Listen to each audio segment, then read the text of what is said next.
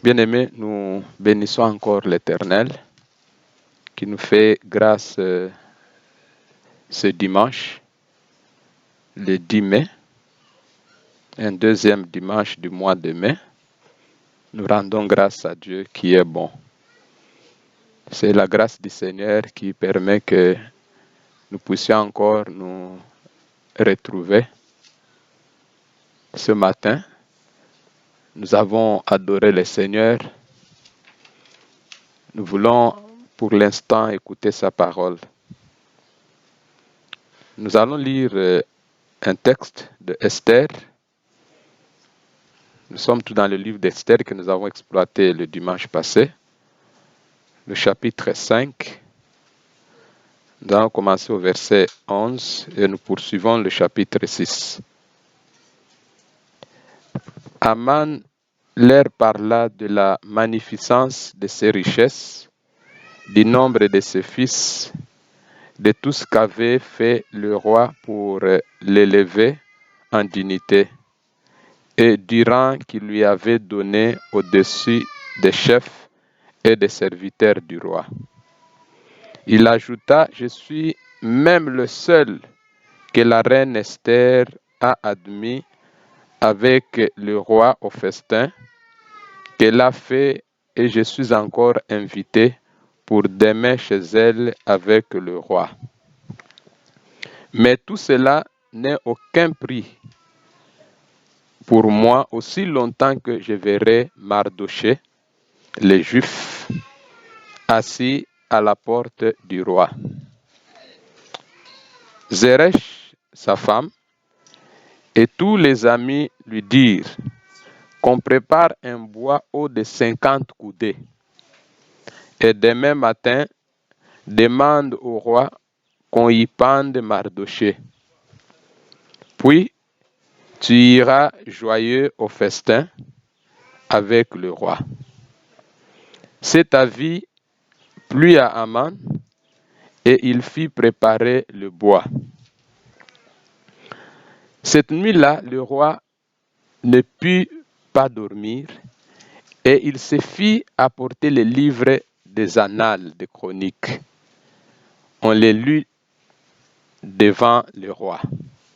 Et l'on trouva écrit ce que Mardochée avait révélé au sujet de Bigtan et de Teresh, les deux eunuques du roi, gardes du seuil, qui avaient voulu porter la main sur le roi Assuérus. Le roi dit, quelle marque de distinction et d'honneur Mardochée a-t-il reçu pour cela? Il n'y a rien reçu, répondirent ceux qui servaient le roi. Alors le roi dit, qui est dans la cour? Aman était venu dans la cour extérieure de la maison du roi pour demander au roi de faire pendre Mardochée au bois qu'il avait préparé pour lui. Les serviteurs du roi répondirent, c'est Aman qui se tient dans la cour. Et le roi dit qu'il entre. Aman entra et le roi lui dit, que faut-il faire pour un homme que le roi veut honorer? Aman se dit en lui-même, quel autre que moi le roi voudrait-il honorer? Aman répondit au roi, pour un homme que le roi veut honorer, il faut prendre le vêtement royal dont le roi se couvre, et le cheval que le roi monte, et sur la tête duquel se pose une couronne royale. Remettre le vêtement et le cheval à l'un des principaux chefs du roi, puis revêtir l'homme que le roi veut honorer. Le promener à cheval à travers la place de la ville et crier devant lui, c'est ainsi que l'on fait à l'homme que le roi veut honorer. Le roi dit à Aman, prends tout de suite le vêtement et le cheval, comme tu l'as dit, et fais ainsi pour Mardochée. Le Juif qui est assis à la porte du roi, ne néglige rien de tout ce que tu as mentionné.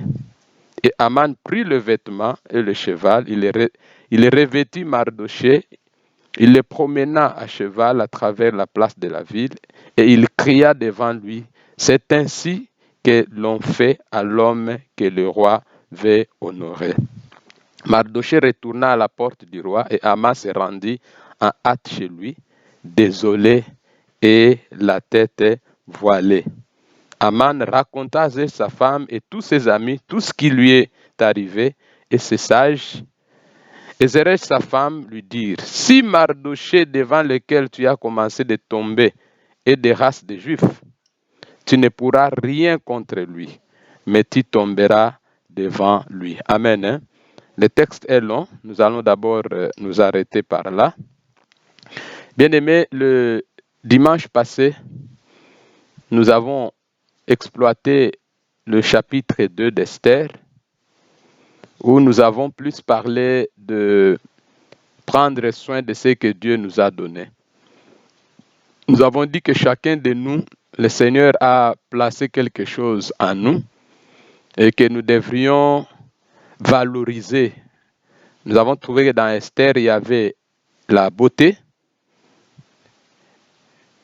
une belle taille, mais aussi c'est une fille, nous avons trouvé comment il respectait les ordres qu'il avait reçus. Et c'est ce qui a fait que Esther, une orpheline, est devenue la reine. Bien-aimés, aujourd'hui nous voulons encore expérimenter quelque chose. Comment le Seigneur peut changer le malheur en bonheur. Donc le Seigneur est capable de changer le malheur en bonheur. Il est capable de changer la tristesse en joie. Il est capable de changer la malédiction en bénédiction. Il est capable de changer toutes choses. La petite histoire, quand la reine Esther s'est retrouvée dans la cour du roi, Haman était toujours là, comme la personne que le roi avait honorée. Comme nous avons suivi, il était devenu riche. En fait, chez nous, nous pouvons dire comme si c'est le premier ministre. Donc après, le président, c'est lui. Et cet homme, il y avait Mardochée que nous avons exploité la fois passée, qui avait élevé Esther, qui était des Juifs. Vous savez que les enfants de Dieu, les Juifs, partout où ils étaient, tous ceux qui craignaient le Seigneur, ils n'obéissaient jamais à ce qui est contraire à la loi que Dieu leur avait donnée. Et ça, c'est important en tant qu'enfants de Dieu. Quel que soit le lieu où nous pouvons nous trouver, apprenons à respecter la parole de Dieu. Apprenons à respecter les principes de Dieu. Cet homme, Haman, alors que Mardochée était là, comme lui, il était honoré, et que Haman venait devant la porte, la cour royale, chaque fois qu'il passait, il trouvait comme si Haman voulait à tout prix qu'on l'honore. Quand il passe, comme c'est la personne que le roi a honorée, les gens devraient s'incliner devant lui. Mais Mardochée ne le pouvait pas parce qu'il savait qu'on ne peut pas honorer un homme, on ne peut pas adorer un homme. Et ceux qui étaient autour d'Haman sont allés lui dire, regarde, cet homme, il n'obéit pas, tout le monde s'incline, lui ne s'incline pas. Ça, c'est comme ce qui est arrivé à Daniel. C'était la même chose quand le roi disait que tout le monde devrait adorer l'idole, tout le monde devrait adorer que le roi, et que Daniel avait dit non, non, nous, en Israël, ce n'est pas ce qu'on nous a appris. On adore que le Dieu d'Israël. Et Mardochée ne pouvait pas s'incliner. Et ils ont pris la décision. Qu'est-ce qu'on va faire pour cet homme? La décision, c'était quoi? Nous avons suivi la femme d'Haman et ses autres conseillers lui ont dit, il faut pendre. Il faut préparer un bois, il faut pendre cet homme. Nous devons tirer beaucoup d'attention, comme nous avons dit la fois passée, des conseillers qui sont autour de nous. Ils vont te donner un conseil qui n'est pas pour ta ta bénédiction qui ne sera pas pour ton bien, mais ils vont te donner un conseil qui va te détruire. Et Aman a approuvé. Il s'est dit, c'est bon, il a préparé un bois. Il dit, ici, on va le pendre. Et quand il partait chez le roi, l'objectif c'était quoi? C'était aller dire au roi que voilà la désobéissance de cet homme, on doit le pendre. C'était ça l'objectif. Alors que déjà, le même Aman et leur équipe, ils sont allés jusqu'à conduire le roi à prendre une décision, l'édit du roi, que dans toutes les provinces, que les Babyloniens puissent tuer les Juifs qui vivaient partout. Et le même Mardochée a été au courant de l'édit du roi, est venu voir Esther, dire à Esther, nous devons prier, nous devons intervenir, tu dois intervenir. Je l'avais dit la fois passée que la Bible dit que si tu n'interviens pas, le secours pour Israël viendra d'ailleurs, mais toi et ta famille, vous serez détruits. Et c'est comme ça que Esther a pris le temps avec tout le monde dans la prière. Mardochée, Esther et toute l'équipe, tous les Juifs qui étaient là, ils ont pris le temps dans la prière. Et ça, c'est un élément important que nous devons saisir, l'importance de la prière quand nous sommes en difficulté. Quand nous sommes dans des situations difficiles, n'oublions pas de chercher la face de Dieu. Amen. Hein? Et c'était arrivé ainsi. L'édit du roi était pris. Vous voyez déjà des choses qui se retrouvent. D'abord, pour tous les Juifs, la décision, c'est d'aller détruire les Juifs, de tuer les Juifs. Mais il y a encore une particularité pour Mardochée, il fallait qu'on puisse le pendre au bois.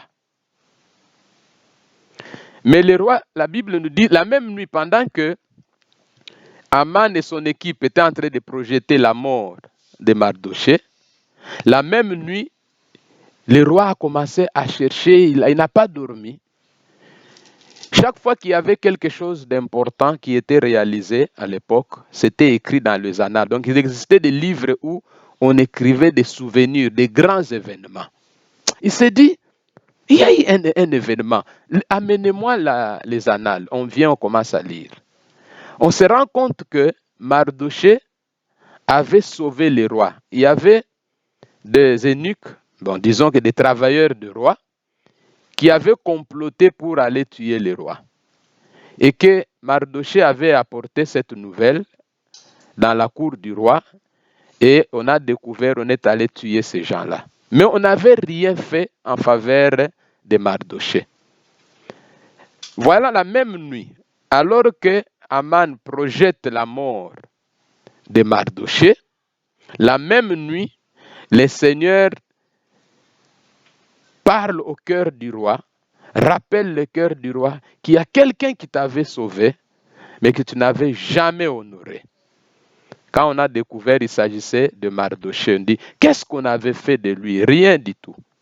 On dit, bon, on commence à demander qui est dans la cour du roi. On dit, non, il y a Aman qui est là. Faites entrer Aman. Parce que c'est lui qui était après le roi, qui avait pratiquement des propositions. On demande à Aman, qu'est-ce qu'on fait à quelqu'un que le roi veut honorer? Nous avons lu que pour Aman, il pensait que la personne qui devrait être honorée, c'était Aman. Et qui d'autre?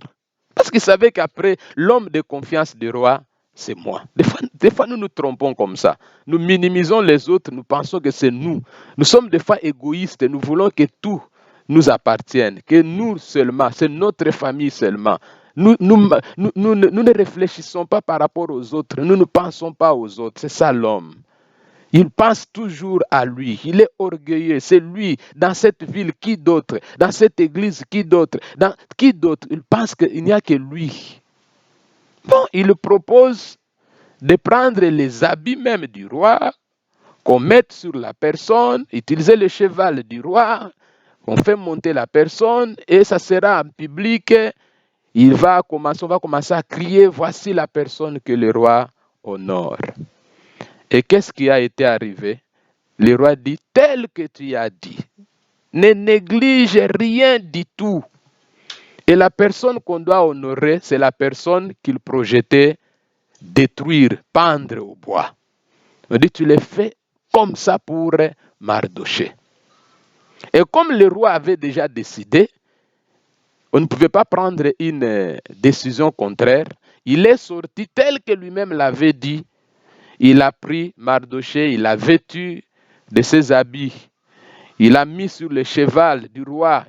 C'est lui maintenant qui conduisait, qui commençait à crier. C'est lui qui commençait à crier. Voici l'homme que le roi honore. Voici l'homme que le roi honore. Alléluia. La nuit, une même nuit, un groupe est en train de projeter la mort de quelqu'un. Une même nuit, Dieu travaille dans le cœur de quelqu'un pour sauver ou honorer la personne qu'on veut détruire. Ce n'est pas seulement sauver la personne, parce que si c'est sauver, on va se dire on l'a juste sauvé. Mais non, Dieu agit dans l'homme pour honorer la personne qu'on veut tuer. C'est comme ça que je dis que Dieu change toujours la malédiction en bénédiction. Dieu change toujours la peur en une force. Dieu change toujours la tristesse en joie. Tu es attristé par une situation, tu es troublé par une situation, mais tu oublies que tu es enfant de Dieu. Tu oublies que tu es enfant de Dieu. Dieu est capable de changer la situation en un clin d'œil. Une même nuit, quand un groupe projette ta destruction, la même nuit, Dieu projette ton élévation. Quand la même nuit, les gens préparent ta chute, la même nuit, le Seigneur prépare ton élévation. Il y a un bien-aimé qui partageait avec nous, alors que son chef décidait déjà, dit, le monsieur ici, en tout cas à la fin de cette année, dans son projet, c'était que le contrat de ce monsieur devait être suspendu. On ne se moque jamais des enfants de Dieu. On ne s'attaque jamais aux enfants de Dieu et que le Seigneur reste la chose ainsi. Quand le Seigneur veut agir, il a 1000 moyens d'intervenir. Qu'est-ce que le Seigneur avait fait? Juste, il déplace ses chefs, il l'amène dans une autre province. Il l'amène dans une autre province parce qu'il part dans une autre province, il n'a pas le pouvoir sur ce frère-là pour suspendre son contrat. C'est après que le Seigneur s'est révélé et le frère a compris que non, Dieu a déplacé cet homme pour que mon contrat ne soit pas suspendu. Bien-aimés, si nous lisons ces livres, nous poursuivons, nous allons découvrir qu'il y avait non seulement ça. Si nous lisons le verset 7, le chapitre 7 plutôt, au verset 9, il est écrit ceci. Et Arbona, l'un des eunuques, dit en présence du roi, voici les bois préparés par Aman pour Mardochée, qui a parlé pour le bien du roi, et dressé dans la maison d'Aman, et à une hauteur de 50 coudées. Le roi dit qu'on y pende Aman. Et l'on pendit Aman au bois qu'il avait préparé pour Mardochée. Et la colère du roi s'apaisa. Amen. Hein? D'abord, on a honoré Mardochée. On l'a honoré. Ça n'a pas suffi. Au lieu de s'arrêter par là, Aman, parce qu'on a honoré Mardochée, c'est dit jamais. Cet homme, en tout cas, cet homme doit mourir. Cet homme qu'il veille, en tout cas, cet homme. Donc, lui, son projet de le détruire ne terminait pas dans son cœur. Alors que Mardochée, c'était un homme de prière. C'était un homme qui craignait le Seigneur. Comme on avait pris l'édit du roi d'aller tuer tous les Juifs, Mardochée, après la prière, et Esther s'est levée, il est allé rencontrer le roi. Il organise des festins chez elle. Et il dit, j'aimerais que le roi vienne avec Aman. Les premiers jours, ils sont allés. Ils se sont réjouis. Le roi demande, qu'est-ce que tu veux que je fasse pour toi? Demande-moi tout, même le royaume. La moitié de mon royaume, je donnerai. Esther dit quoi? Il n'était pas prêt, elle n'était pas pressée. Elle dit non, j'aimerais que vous veniez encore demain. Vous veniez encore demain. Et là, Aman se dit, ah, moi, je suis vraiment honoré. Et c'est cette fois-là, la décision de dire maintenant, avant même, si nous lisons le texte, dit, avant d'aller chez le roi, il devrait commencer par exécuter d'abord Mardoché. Avant d'aller chez le roi, il devrait d'abord exécuter Mardoché. Donc il se dit, avant le deuxième jour des festins, Mardoché doit mourir. On doit d'abord l'exécuter avant d'y aller. Quand ils sont allés au deuxième jour, pendant qu'ils se préparaient, ils arrivent. Esther maintenant doit poser son problème. Et le problème c'était quoi? Il parle de la décision qui était prise pour la destruction des Juifs. Voilà la décision qui est prise, c'est pour la destruction des Juifs. Parce que maintenant là, elle avait révélé qu'elle était juive, elle avait révélé qui était Mardoché. Maintenant on se dit, ah, donc maintenant là, on doit attaquer. Et c'était une grande colère. Maintenant le roi se dit comment? Parce que quand le roi prend une décision, on ne peut pas l'annuler. Quand une décision est prise à l'époque, on dit c'est scellé, on ne peut pas annuler la décision. Maintenant, quelle serait la décision à prendre? Qu'est-ce qu'il faut faire? Pendant que le roi, tourmenté par ce qui arrive, qu'est-ce qui se passe? Esther dit, voilà ce que cet homme a projeté de faire. Le roi tourne la tête, dit, ce n'est pas possible. Donc, celui qui a ce projet ici, c'est le projet de Aman, mon collaborateur. C'est lui qui a ce projet. Dans sa colère, il s'est tenu debout. Il se déplace un peu.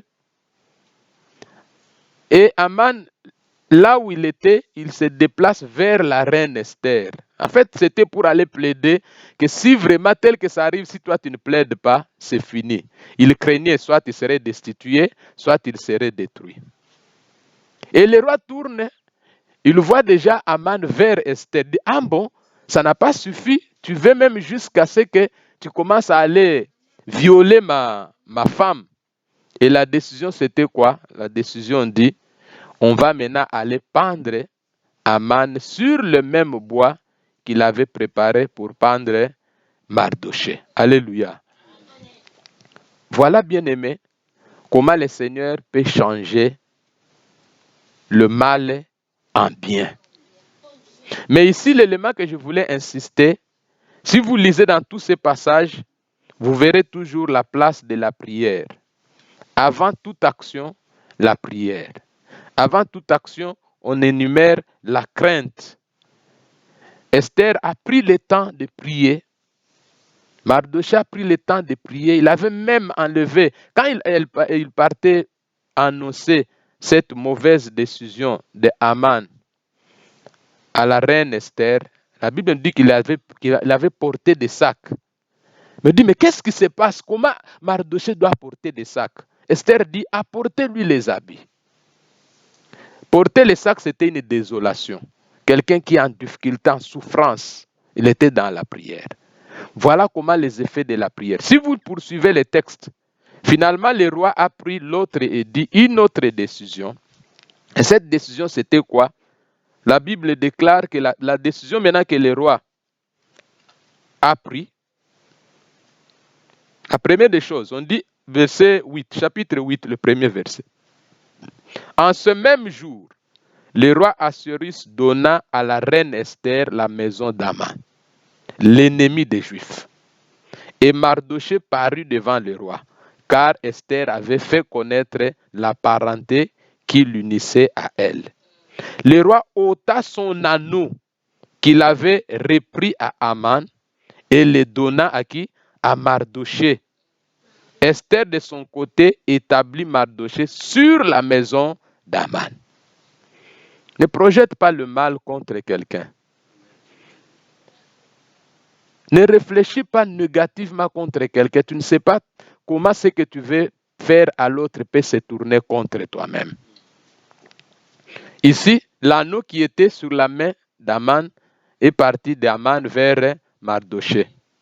La maison qui était la maison d'Aman est partie d'Aman Esther, Esther a établi qui? Mardoché, la personne qu'on voulait détruire.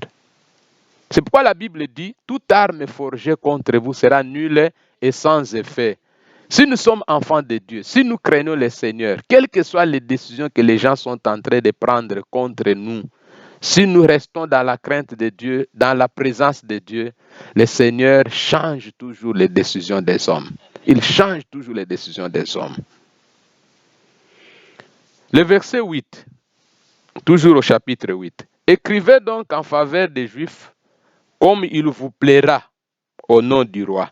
Et scellez avec l'anneau du roi, car une lettre écrite au nom du roi et scellée avec l'anneau du roi ne peut être révoquée.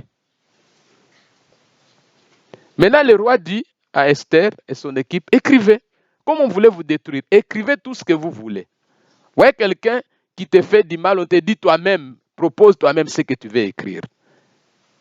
Comment le Seigneur change des choses? Il dit à eux-mêmes, écrivez, moi je ne peux que sceller, écrivez. Et ils ont écrit quoi? Autoriser les Juifs partout où ils sont, qu'ils se défendent. Parce que c'était quand on dit le 13e jour, on allait détruire les Juifs. Les Juifs aussi écrivent le 13e jour, les Juifs vont faire quoi? Ils vont se défendre. Et comme c'était des enfants de Dieu, les gens qui craignaient le Seigneur, c'était le peuple de Dieu. Ils ont commencé à se défendre. Quand vous lisez la suite, vous allez voir qu'ils ont commencé à se défendre jusqu'à détruire, à tuer maintenant les Babyloniens. À tuer, nous pouvons dire que eux qui étaient étrangers, ils ont commencé à tuer les nationalistes. Ils ont commencé à les tuer. Tout ça, vous voyez déjà comment Dieu est en train de changer le bien en mal. Et si vous poursuivez, vous allez voir la suite. Qu'est-ce qui s'est passé? C'est pourquoi j'étais en train de dire, bien-aimé, peut-être nous passons des moments où des choses semblent compliquées, difficiles. Peut-être il y a des gens qui ont pris des décisions. Nous avons même appris des décisions que les gens ont prises contre nous. Peut-être nous avons appris dans nos familles, au service, je ne sais où. Il y a des gens qui sont contre toi. Ce que je nous recommande selon la Bible, mets-toi seulement à genoux. Prie, demande la faveur de Dieu. Mets-toi à genoux. Hier, quand je lisais le livre de Job, alors que Job était en peine, en souffrance, l'un de ses amis qui s'est tenu, il lui dit, si tu fais recours à Dieu, même dans cette souffrance, si tu fais recours à Dieu, certainement, le Dieu là va intervenir. Certainement, ça je suis en train de paraphraser. Si tu fais recours à Dieu, dans cette situation où tu te retrouves, dans cette peine, mais si tu fais recours à Dieu, certainement, Dieu va intervenir. Bien-aimés, faisons recours à Dieu dans toutes les situations qui nous arrivent. Il n'y a que lui qui peut changer des situations. Il n'y a que lui qui peut changer des situations. Voilà comment une orpheline devient une reine. Voilà comment un étranger prend la place aux côtés du roi, à la place d'un nationaliste, à la place, je peux dire, du peuple qui méritait, il prend la place, Mardoché. Des gens peut-être négligés, mais le Seigneur a changé la situation. Je voulais nous encourager que Dieu est capable de changer notre situation. Dieu est capable de changer notre affaire. L'affaire qui ne marche pas, faisons recours à Dieu. Dieu peut changer que cette affaire marche. Les études qui ne marchent pas, nous faisons recours à Dieu. Dieu peut changer cette situation. Tout ce qui ne marche pas, faisons recours à Dieu. Si nous faisons recours à Dieu comme Esther et Mardoché l'ont fait, le Seigneur est capable de changer tous les projets que les hommes ont contre nous. Tous les projets. Regardez cette situation. Quand vous lisez bien ce texte, vous réfléchissez, vous dites, mais un homme comme Aman honoré ainsi, qui avait tout ainsi, comment un monsieur qui vient de nulle part Les hommes nous trouvent des gens qui viennent de nulle part. Les hommes nous trouvent des gens incapables. Est-ce qu'on les connaît? Est-ce que même, on les voit même à pied comme tout le monde? Est-ce qu'on les voit sortir de tel quartier? Ça signifie que les gens nous trouvent comme nous sommes comme un tout le monde. Mais ils oublient sur qui nous nous appuyons. La force d'un enfant de Dieu, ce n'est pas ce qu'il est. La force d'un enfant de Dieu, c'est celui à qui il appartient. C'est à qui il appartient. C'est pourquoi dans le livre, je crois, de 2 Jean, la Bible est claire et dit, celui qui est en nous est plus grand que celui qui est dans le monde. Celui qui est en nous est plus grand. Les gens peuvent dire tout ce qu'ils vont dire de nous. Il n'a pas d'appui. Les gens peuvent dire qui parlera pour lui, qui interviendra pour lui. Les gens peuvent dire ça. Moi, je l'ai déjà dit plusieurs fois que quand je me retrouvais quelque part où nous étions avec 2 collègues, le travail était fini. Et on va voir un vieux qui était responsable d'une organisation. Et le vieux, quand on se retrouve, les 2 amis là, les 2 collègues me présentent, disent, mais lui, je ne le connais pas. Je ne le connais pas. Tu ne le connais pas? Oui, lui, je ne le connais pas. Bon, quand ils préparent, non, ces 2 jeunes gens, ce sont des gens que je suis en train de préparer un jour qui peuvent nous remplacer. Nous sommes à 3. Il connaît ces 2 collègues qu'il est en train de préparer qui peuvent les remplacer un jour. Alors que nous tous, nous 3, nous avons déposé nos dossiers de recrutement. Nos dossiers de recrutement, tous. Et ces gens-là, c'était des gens qui étaient déjà dans le système, qui étaient déjà connus par beaucoup, qui ont travaillé ici et là. Quand tu regardes les CV, c'est un CV costaud. Et moi-même, quand je compare mon CV à leur CV, tu trouves comme si c'est vraiment loin, loin, loin, loin, loin. Ils ont le soutien de celui qui devrait organiser des tests. En fait, dans son bureau, on devrait organiser les tests. Mais toi, on dit, on ne te connaît pas. Donc, quand il a même dit comme ça, moi-même, j'avais même honte. Quand ils ont insisté, tu ne les connais pas, ils travaillent avec nous. Non, non, je ne les connais pas. Je ne les connais pas. Vous savez, juste quand on va sélectionner les gens qui devraient passer les tests, moi, j'étais sélectionné, mais 2 collègues plus expérimentés que moi, qui avaient le soutien d'un chef, ils n'étaient même pas sélectionnés. Quand celui qui était plus proche de moi appelle l'autre pour lui dire que, tu sais, Alfred est sélectionné, va passer les tests. Il dit non, c'est pas vrai. Il dit, je te dis, il va passer les tests. Ce n'est pas vrai. Comment nous, on n'est pas sur la liste? Lui, il se retrouve sur la liste comment? Ils avaient oublié que nous, notre soutien, ce n'était pas le soutien des hommes. Nous, on se mettait à genoux. On plairait à celui qui peut incliner le cœur de qui qu'il soit. De celui quand l'homme a effacé, il vient, il écrit. Mais quand lui, il écrit, personne n'a le pouvoir d'effacer. Et le collègue était étonné. Ce n'est pas seulement que j'étais sélectionné à passer le test, mais jusqu'à être recruté. Jusqu'à être recruté. Et c'était un étonnement. C'est pourquoi, bien aimé, j'ai dit, les gens peuvent te minimiser, peuvent dire je ne sais comment, d'où tu viens, qui tu es, mais compte sur le Seigneur. Le Seigneur est capable de changer ta situation. Dieu est capable de changer ta situation. Ne pleure pas comme tout le monde. Ne te plains pas comme tout le monde. Fais comme Mardochée et Esther. Ils ont fait un jeûne, ils ont prié, ils ont pleuré à Dieu. Vous savez que déjà dès le début, comme je l'ai dit, la reine ne peut jamais aller devant le roi si le roi ne l'a pas invité. S'il partait, c'était la destruction. Mais après la prière, la reine se présente sans être invitée, mais le roi l'invite. Le roi le présente, sa sœur te dit, qu'est-ce qui se passe? Pourquoi? Parce que c'était un peuple choisi. Non seulement c'était un peuple choisi, mais c'est un peuple qui savait faire recours à Dieu. Nous sommes enfants de Dieu, ça ne suffit pas. Mais ce que je nous demande, c'est de faire recours à Dieu pour toute situation, parce qu'il n'y a que lui qui est capable de changer une malédiction en bénédiction, la tristesse en joie, la peur en espérance, qui est capable de changer, je ne sais pas moi, cette situation qui te menace. Peut-être il y a une situation qui dérange quelqu'un.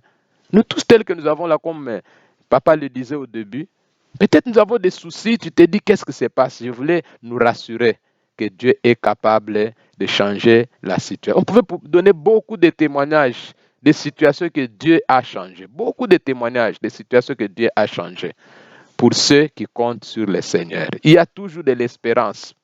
Ceux qui comptent sur le Seigneur ont toujours de l'espérance. Si ça ne marche pas aujourd'hui, sois rassuré que demain, le Seigneur interviendra. Cherchons la face de Dieu.